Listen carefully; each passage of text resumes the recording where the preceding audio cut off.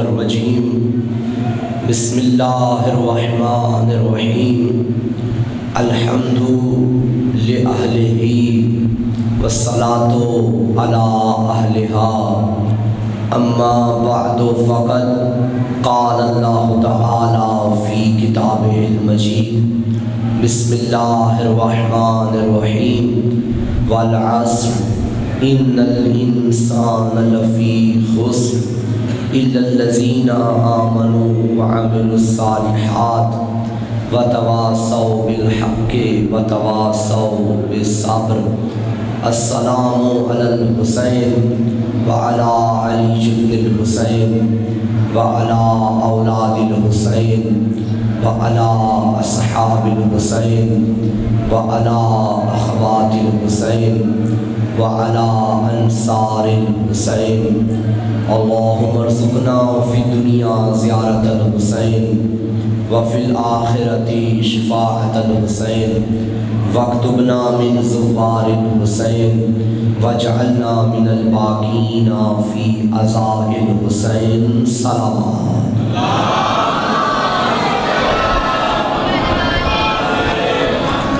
زحمت نہ سمجھیں تو بار دیگر اپنی زبانوں کو معطر فرمائیے مل کے صلوات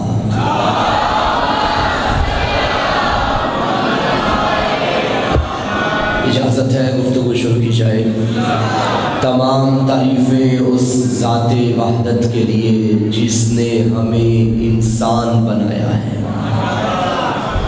اور درود و سلام اس خانوادے کے لیے جس نے کامیاب انسان بنایا ہے بڑی توجہ چاہتا ہوں 1445 ہجری سال کا دوسرا دن ہے تاریخ 2 ہے مہینہ محرم کا ہے اس برس آپ جس طرح جان چکے کہ ہم نے اپنے عشرہ مجالس کا جو موضوع رکھا ہے وہ ہے کامیاب انسان از روح قرآن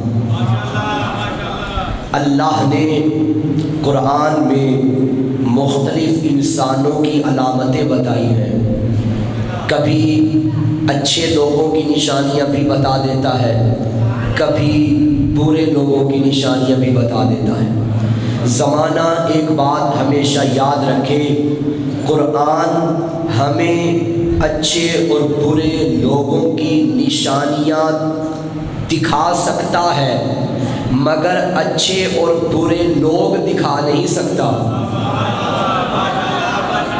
بھائی قرآن میں نشانی آئے گی قرآن میں ایک لکھا ہوا جملہ آئے گا مگر ان انسانوں کا چہرہ نہیں آئے گا قرآن کے بعد ہمیں کربلا نظر آئی ہے جہاں اچھا بھی نظر آتا ہے برا بھی نظر آتا ہے قرآن اور کربلا سبحان اللہ قرآن نے صرف نشانیاں بتائی ہیں اس طرح کے لوگ ہیں جو اچھے ہیں اور برے لوگوں کے بارے میں بتایا کہ اس طرح کے لوگ ہیں جو برے ہیں لیکن وہ چہرے قرآن نہیں دکھا سکتا پوری کائنات میں ہر معاشرے میں ہر علاقے میں ہر سماج میں ہر ملک میں ہر خاندان میں ہر فرقے میں ہر مذہب میں ہر دین میں ہر کیٹاگری میں آپ کو دونوں انسان نظر آئیں گے اچھے بھی برے بھی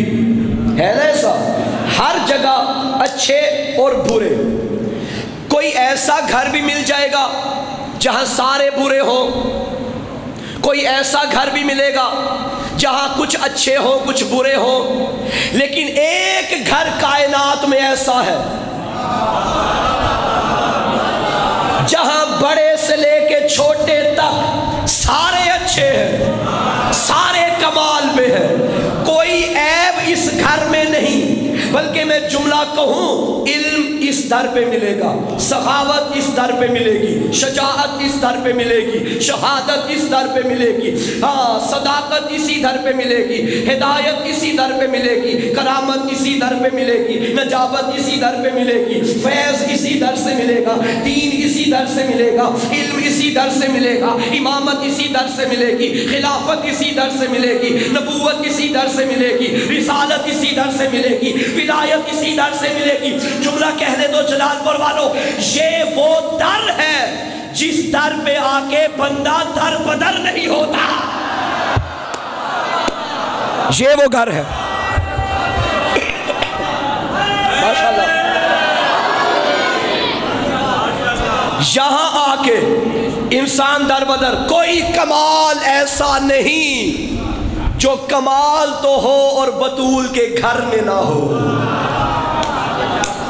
بلکہ میں جملہ کہہ دوں کمال کو بھی کمال تب ملا ہے جب اسے دہلیز زہرا ملی ہے.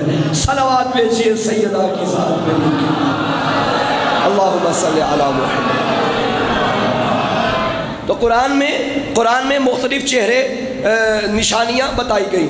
اگر دل ہو تو میں کچھ اچھے اور کچھ برے لوگوں کی نشانیاں بتا دوں قرآن کی روشنی میں. بھائی قرآن میں اسی حق میں ہوں کہ ممبر پہ قرآن پڑھا جائے. لوگوں کو بتاؤ تو صحیح کہ قرآن کی روشنی میں کربلا کیا ہے. قرآن.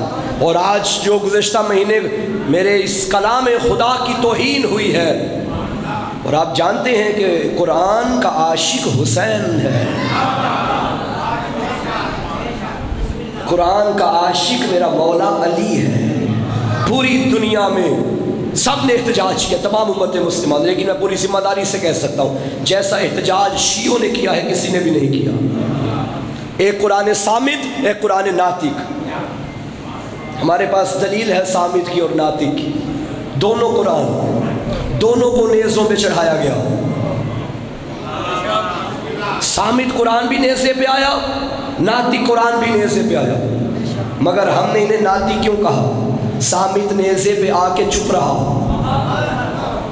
مگر ناطق نیزے پہ آ کے بولا ہے، اور جو بولتا ہے اسے ہی ناطق کہا جاتا ہے. قرآن مجید میں اللہ نے ایک مقام پہ فرمایا لَقَدْ خَلَقْنَا الْإِنسَانَ مِنْ صُلَالَةٍ مِنْ طِينٍ. ہم نے انسان کو مٹی کے جوہر سے پیدا کیا. ثُمَّ جَعَلْنَاهُ نُطْفَةً، پھر ہم نے اس انسان کو نطفہ بنا دیا. اچھا، سورہ 3 میں اللہ نے قسمیں اٹھا کے فرمایا بسم اللہ الرحمن الرحیم وَالتِّينِ وَالزَّيْتُونِ وَالطُّورِ سِنِينَ وَهَٰذَا الْبَلَدِ الْأَمِينِ. مجھے تین کی قسم، طور سینا کی قسم، بلد امین کی قسم، زیتون کی قسم. ان وَالتِّينِ وَالزَّيْتُونِ وَالطُّورِ سِنِينَ وَهَٰذَا الْبَلَدِ الْأَمِينِ لَقَدْ خَلَقْنَا الْإِنسَانَ فِي أَحْسَنِ تَقْوِيمٍ. ہم نے انسان کو بلند ترین مخلوق پیدا کیا ہے. قد خلقنا الانسان فی احسن تقویم ثم رددناہ اسفل سافلین. اچھا، پہلے کہا احسن تقویم بنایا، پھر کہا ہم نے اس کو وہاں سے پست ترین درجے پہ گرا دیا. ایک ہی صورت میں اللہ انسان کو احسن تقویم بھی کہہ رہا ہے اور اسفل سافلین بھی کہہ رہا ہے. یعنی یہ انسان بہت بلند ہے یہ بھی کہا، اور اگلی ہی آیت میں کہہ دیا یہ انسان پست ترین ہے. ہو گئے نا دو چہرے، ایک بلند ترین اور ایک پست ترین. اچھا، جو پہلے میں نے آیت پڑھی وہاں اللہ نے کہا ہم نے انسان کو مٹی کے جوہر سے بنایا، گیلی مٹی کے جوہر سے. پھر فرمایا ہم نے انسان کو نطفہ بنا دیا. اچھا، سورہ بقرہ میں اللہ نے، بلکہ سورہ احزاب آیت نمبر 72 میں اللہ نے انسان کے بارے میں فرمایا اِنَّ كَانَ ظُلُومًا جَهُولًا، کہ یہ انسان جو ہے ظالم بھی ہے، جاہل بھی ہے. سورہ بقرہ میں اللہ نے فرمایا اولئک علی ھدی من ربہم واولئک ھم المفلحون، یہ وہ لوگ ہیں کہ جن پر اللہ کی طرف سے ہدایت ہے اور یہی لوگ کامیاب ہیں. ٹھیک، یعنی کبھی انسان کو ظالم کہتا ہے اللہ، کبھی جاہل کہتا ہے، اور کبھی انسان کو کہتا ہے یہ ہدایت پر ہے، کبھی کہتا ہے یہ اللہ کی طرف سے ہدایت پر ہے، کامیاب ہے. اچھا، اسی سورہ میں، سورہ بقرہ میں چند آیتیں چھوڑ کے اللہ نے فرمایا ختم اللہ علی قلوبہم وعلی سمعہم وعلی ابصارہم، ان کے دلوں پہ اللہ کی مہریں ہیں، ان کے کانوں پہ اللہ کی مہریں ہیں، ان کی آنکھوں پہ اللہ کی مہریں. پیچھے فرمایا انسان ہدایت پر ہے، یہاں فرمایا ان کے کانوں پہ مہریں لگی ہوئی ہیں. پھر فرمایا سمم بکمن امیون، یہ اندھے ہیں، گونگے ہیں، بہرے ہیں. اب مزاج قرآن دیکھیے.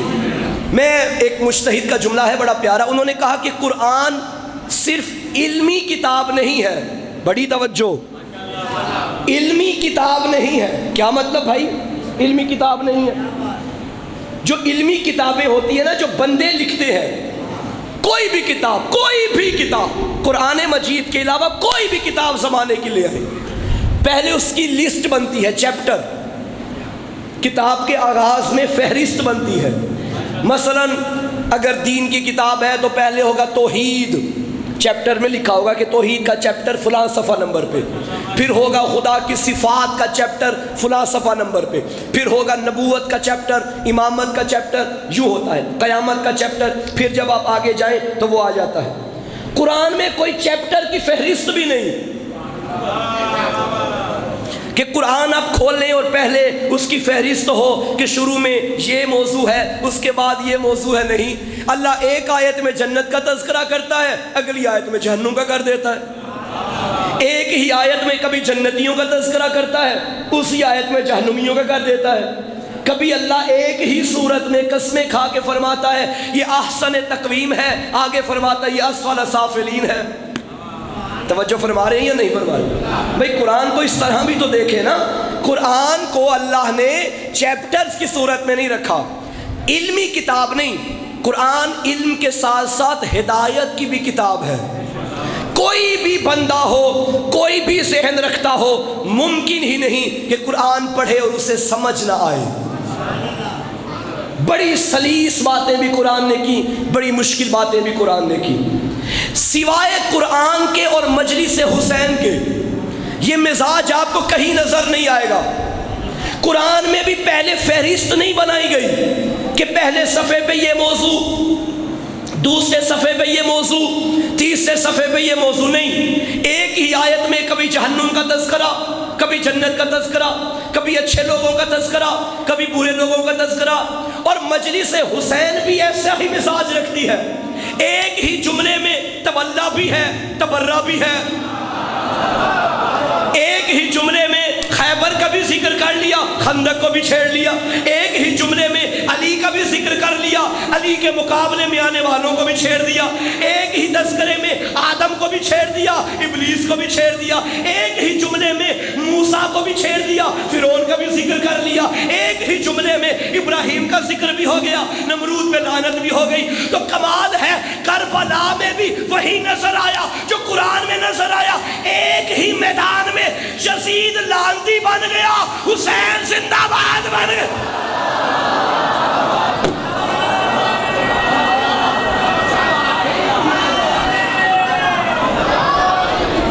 ایک ہی میدان میں۔ مجھے تو لگ رہا ہے کہ ہمیں موضوع رکھنا چاہیے تھا قرآن اور کربلا۔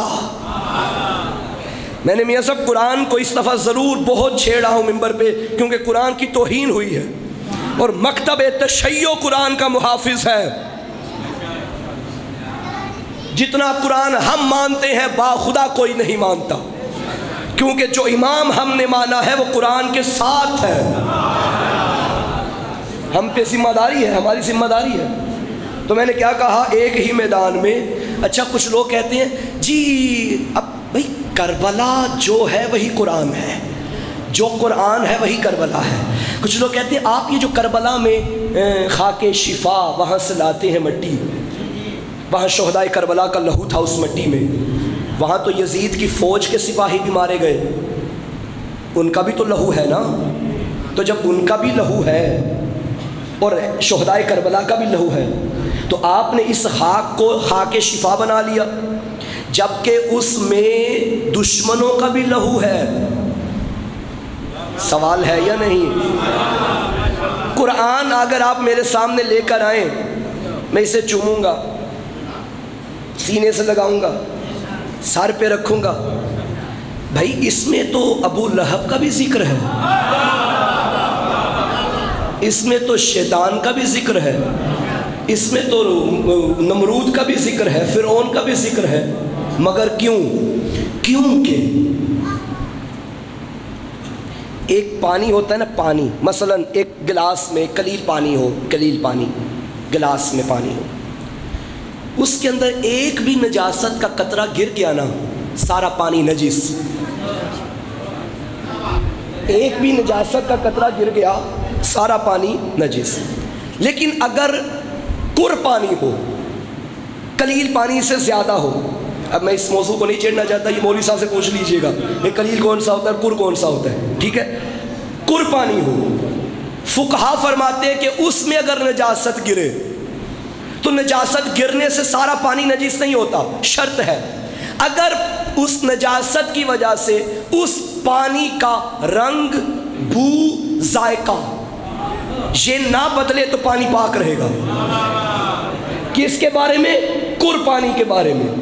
लेकिन जो कलील पानी है उसका रंग, बू, जायका ना भी बदले, नजासत जरा भी गिर गई तो वो नजीस। अब जुमला कह दूं, क्योंकि इसकी तहारत कम है।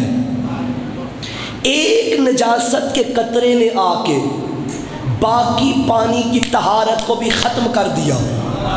उनकी तहारत बहुत ज़्यादा है, वो नजासत के एक दो कतरे असर नहीं करेंगे। सारी कायनात की तहारत एक तरफ, हुसैन के लहू की तहारत एक तरफ, सारी कायनात की नजासतें मिल भी जाए हुसैन का लहू नजीस नहीं कर सकते।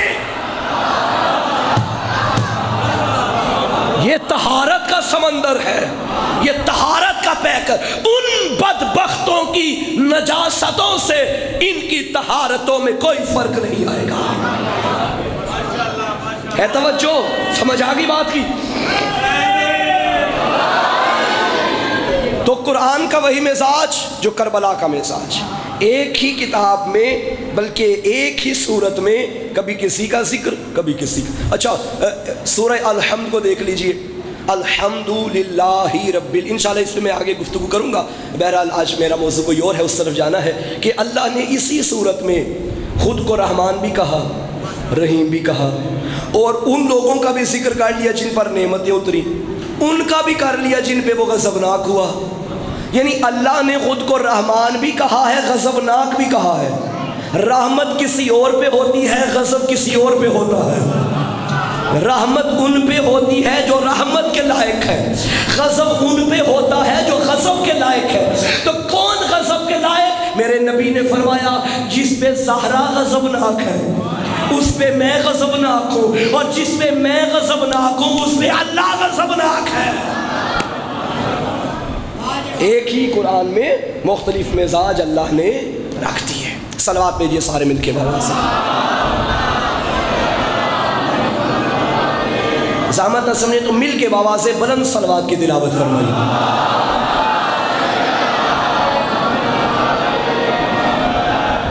तो दोनों किस्म के इंसान हमें नजर आए, और करबलाए मुअल्ला में अच्छे लोगों का मिस्दाक बन के हुसैन आए, बुरे लोगों का मिस्दाक बन के यजीद आया। ये नजासतों का पैकर था, ये तहारतों का पैकर था, ये शैतान का नुमाइंदा था, ये रहमान का नुमाइंदा था। ये वो था कि जिसके घर में शैतान पला था, ये वो था कि जिसके घर में कुरान पला था, ये वो था कि जिसके घर में नाच गाने होते थे, ये वो था कि जिसके घर में वही का नुज़ूल होता था, ये वो था जो किसी शैतान के सीने पे पलता रहा, ये वो था जो मोहम्मद के सीने पे पलता रहा, ये वो था जो कहाँ कहाँ खेलता रहा, ये वो था जो मोहम्मद के शानों पे खेलता रहा, ये वो था जो न जाने कहाँ कहाँ सोता रहा, ये वो था जो सीना मोहम्मद पे सोता रहा। नहीं मालूम उसे गुट्ठी किसने दी थी, इसे मोहम्मद का लाभ पिलाया गया था। नहीं मालूम वो कहाँ का पला कहाँ का जमा, ये वो था जो उस घर में आया जिस घर का मालिक काबे में आया था। वो था जो सूरत खिंजीर था, ये वो था जो साहिब सूरह कौसर था, वो खिंजीर की सूरत था, ये कुरान की तफसीर की सूरत था, वो मैसूना की भूल था, ये फरजंदे बतूल था। वो लश्कर लेके आया, ये असगर लेके आया, वो लाखों लेके आया, ये 72 लेके आया। वहां तीर तलवार भाले, यहाँ शौके शहादत के दिल वाले, वहां माल का लालच, यहाँ जन्नत का मंजर, वहां माल का लालच दे दे के बुलाया जा रहा था, यहाँ चिराग बुझा बुझा के उठाया जा रहा था। وہاں لوگ مجبوراً آئے، یہاں لوگ دل سے بیٹھے رہے۔ تو معلوم ہوا جو جسموں پہ حکومت کرے وہ یزید ہے، جو روحوں کا مالک ہو وہ حسین ہے۔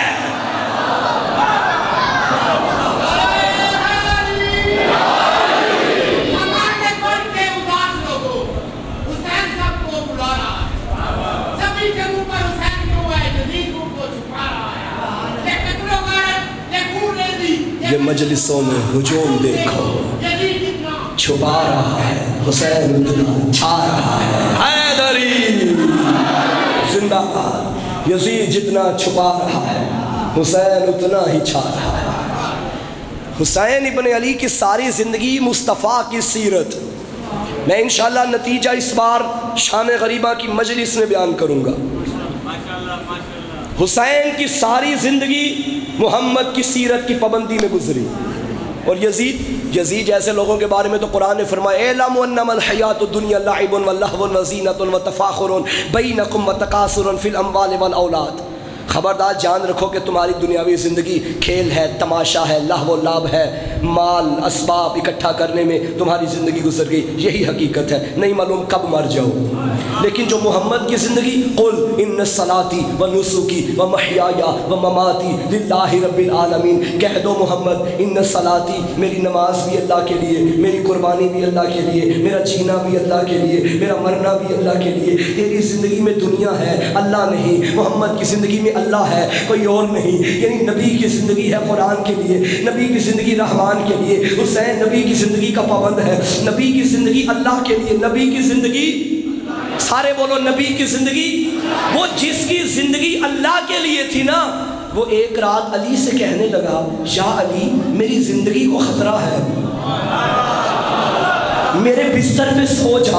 اب جو سلا رہا ہے اس کی زندگی ہے اللہ کے لیے، جو سو رہا ہے وہ محمد کے کہنے پہ سو رہا ہے، تو یہ محمد کے لیے نہیں سو رہا کیونکہ زندگی اللہ کے لیے ہے، تو یہ اللہ کے لیے سو رہا ہے۔ اب یہ علی محمد کے بستر پہ سویا، ایسا سویا میرا اللہ گواہ رہنا، میں سویا تیرے لیے، میرا جینا تیرے لیے، میرا مرنا تیرے لیے، میری زندگی تیرے لیے، میرا وجود تیرے لیے، میرا سر تیرے لیے، میرا چہرہ تیرے لیے، میرے ہاتھ تیرے لیے، میری زبان تیرے لیے، میرے کان تیرے لیے۔ آگے سے آواز آئی جب تو میرے لیے، تیرا چہرہ وجہ اللہ، تیرے ہاتھ ید اللہ، تیری زبان لسان اللہ، تیری آنکھیں عین اللہ، جب سارا وجود اس کا بن جائے پھر بنتا ہے علی ولی اللہ۔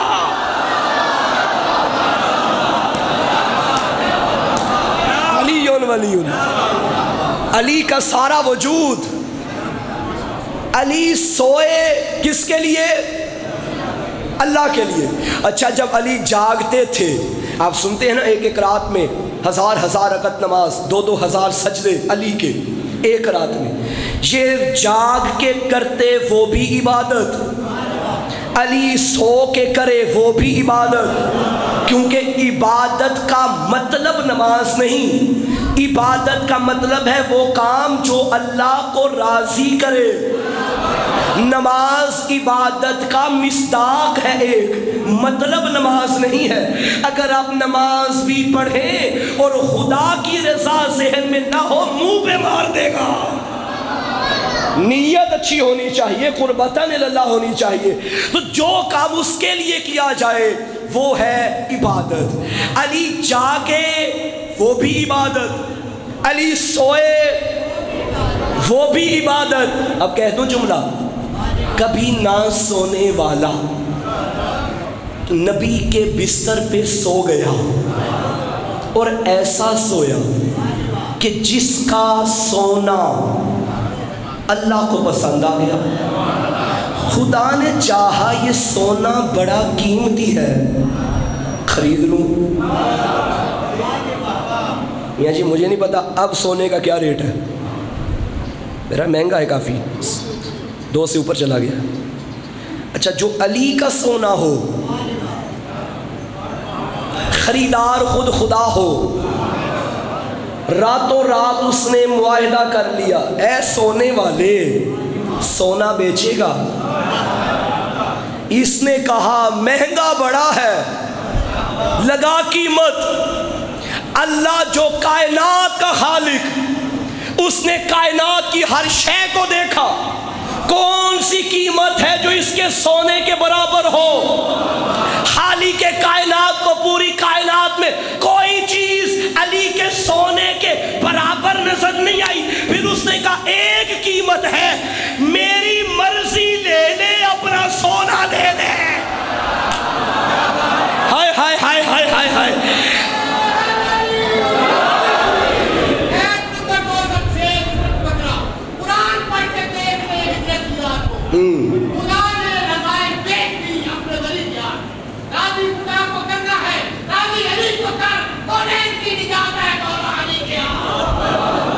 اب علی کا نفس جو آیت کا حوالہ دیا وَمِنَ النَّاسِ مَن يَشْرِي نَفْسَهُ ابْتِغَاءَ مَرْضَاتِ اللَّهِ، یعنی لوگوں میں ایک ایسا بندہ ہے جو اپنے نفس کو بیچ کے اللہ کی مرضیاں خریدتا ہے.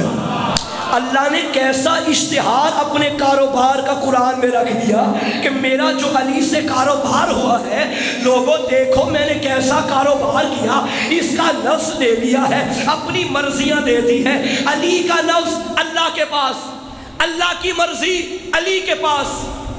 اب اگر کوئی علی سے بیعت مانگتا چاہے، اسے چاہیے پہلے اللہ کے پاس جائے. نہیں آپ نے نہیں غور کیا. علی کس کے پاس؟ سارے بولو، علی کس کے پاس؟ اللہ کی رضا کس کے پاس؟ علی کے پاس. علی کا نفس اللہ کے پاس، اللہ کی رضا علی کے پاس. پھر سنو، علی کا نفس اللہ کے پاس، اللہ کی رضا علی کے پاس. اب اگر کوئی علی سے بیعت مانگ رہا ہے، اسے چاہیے پہلے اللہ کے پاس جائے. اور اگر کوئی رضی اللہ بن رہا ہے، اسے چاہیے پہلے علی کے پاس آئے. مرضیاں ادھر ہوں گی، علی ادھر ہوگا.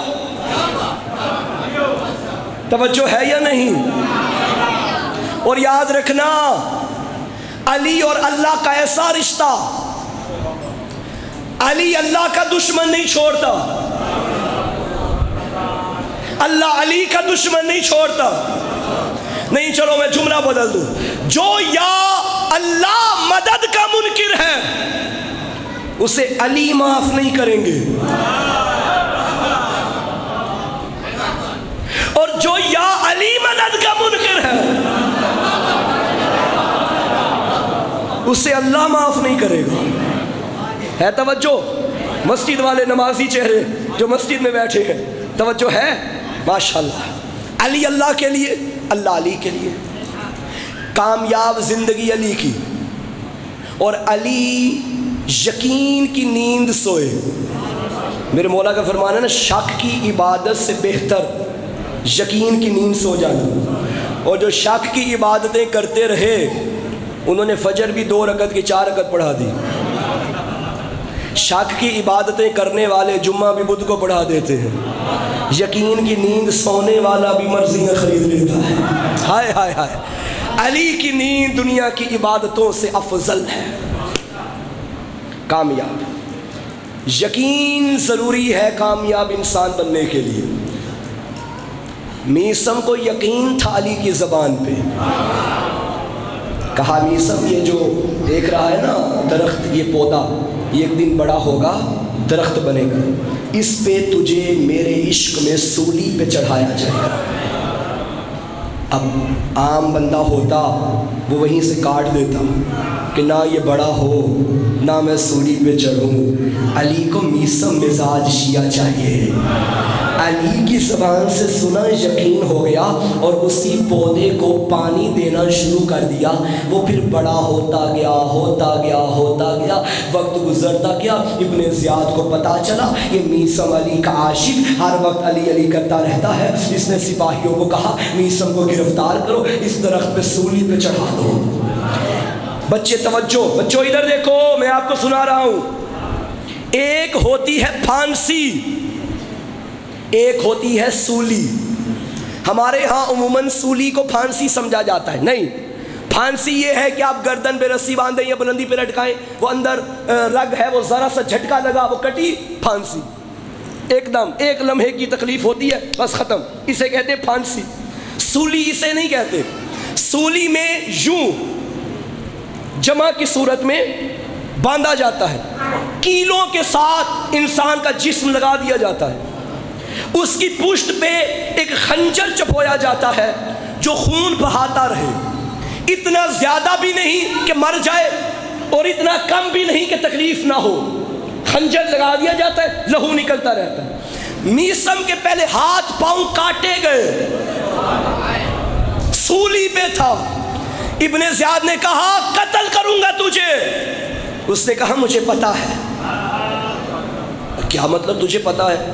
کہنے لگا مجھے علی نے بتایا ہے۔ ہائے، مجھے اسی دن کا تو انتظار تھا۔ ابن زیاد نے کہا اچھا علی نے تجھے بتایا؟ کیا بتایا علی نے؟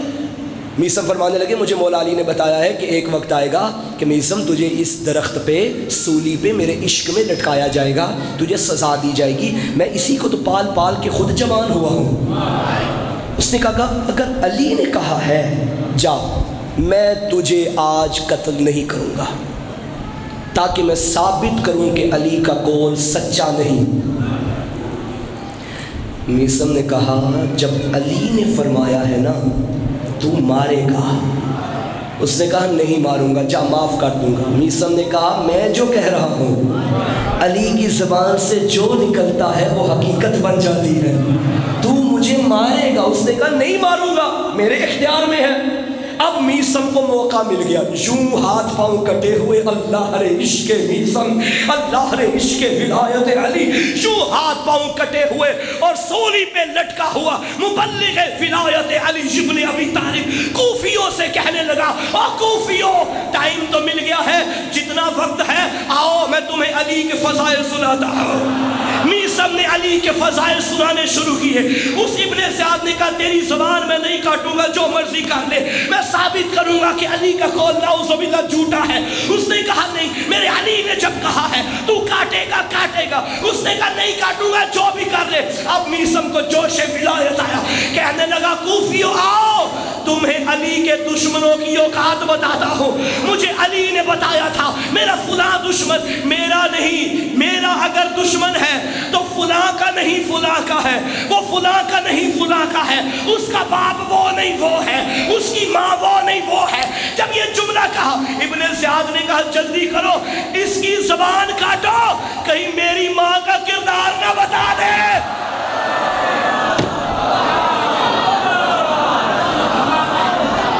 یہ تھا میثم، علی کی زبان سے نکلا ہوا جملہ پورا ہو گیا۔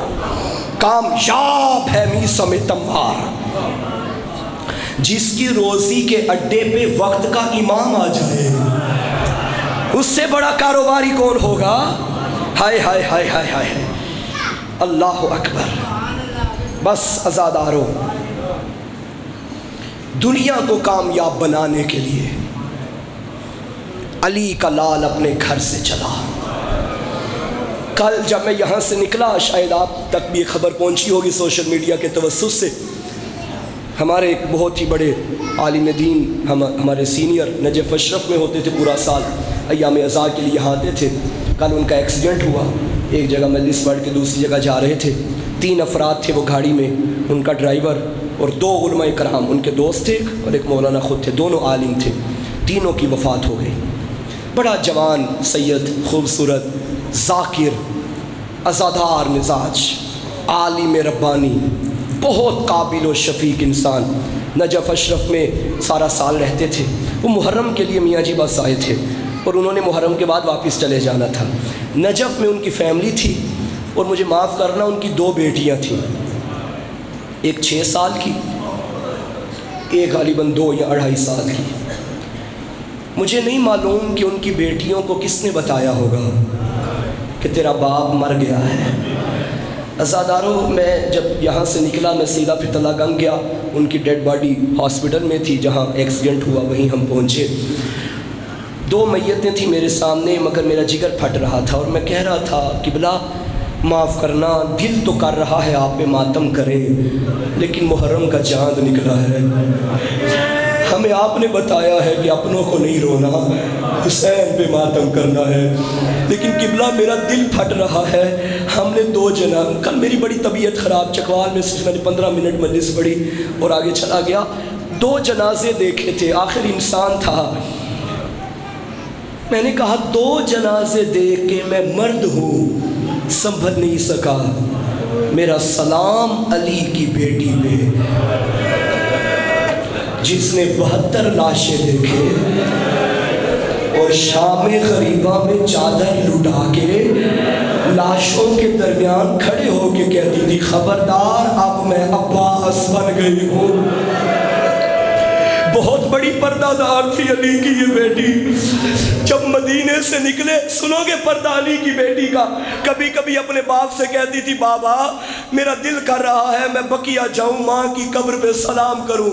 علی فرماتے تھے زینب ابھی چاندنی راتیں ہیں، ابھی نہ جانا، ابھی چاند کی بڑی روشنی ہے. جب چاندنی راتیں ختم ہو جاتی، علی اپنے ساتھ اپنی بیٹی کو لے کے ماں کی قبر پہ جاتے. اکیلے جاتے نہ، مدینے کی گلیوں سے غیرت مند باپ چراغ بجھا دیتا تھا کسی کی نظر میری بیٹی کے قدموں پہ نہ پڑ جائے. میں ایک جملہ کہوں، جب کوفہ میں آئی تھی نا باپ کے ساتھ شہزادی، علی کی سواری جب کوفہ میں پہنچی، علی نے سواری کا پردہ اٹھایا، فرمایا میری زینب پہچان یہ کوفے کا صدر بازار ہے. بی بی تڑپ گئی، چند قدم آگے سواری گئی، میری جان پہچان یہ کوفے کا چوک آ گیا. تڑپ گئی، کہنے لگی بابا بازاروں کا چوکوں کا تو بیٹوں کو بتایا جاتا ہے، میں تیری شرم و حیا والی بیٹی. تب علی نے رو کے کہا زینب کوفہ میں میرا کوئی بیٹا قیدی نہیں بنے. اجرکم علی اللہ، اجرکم علی اللہ. 2 جملے سن لو عزادارو. حسین نے مدینہ چھوڑنے کی تیاری کی، اکیلا نہیں چھوڑا، غریب نے بہنوں کو ساتھ لیا، غریب نے بچوں کو ساتھ لیا. عزادارو محمد حنفیہ میرے مولا کے بھائی، جب انہیں پتا چلا نا میرے مولا مدینہ چھوڑ رہے ہیں، قریب آئے، یا مولا آپ نے تو فرمایا تھا ایک دن سوچوں گا، لیکن مولا کہاں جا رہے ہیں؟ فرمایا محمد نانا کا دین نہیں بچتا جب تک میں بے جرم و بے خطا قتل نہ ہو جاؤں. تو مولا کہاں جائیں گے؟ فرمایا میں عراق جاؤں گا. عراق کا نام سنا تڑپ گیا بھائی اور کہنے لگا مولا کہیں اور چلا جا. عراق والوں نے تیرے بھائی حسن سے وفا نہیں کی، تیرے بابا علی سے وفا نہیں کی، تو عراق نہ جا. فرمایا محمد ہمارا مقدر کربلا میں لکھا ہے، ہم نے جنگلوں میں جانا ہے. جب یہ جملہ سنا اب نظر پڑی علی کی بڑی بیٹی پہ. کہا بھیا اگر کربلا جانا ہے تو بہنیں لے کے کہاں جائے گا؟ فرمایا یہ بھی جنگلوں میں جائے گی. تڑپ کے کہا بھیا تو ذبح ہو جائے گا، یہ بہنیں کہاں جائیں گی؟ غریب نے کہا میری شہادت کے بعد امت کہے گی باغی تھا جو مارا گیا. ارے میری زینب بے مکنا چادر رسیاں پہن کے خطبے دے گی، لوگوں باغی نہیں تھا.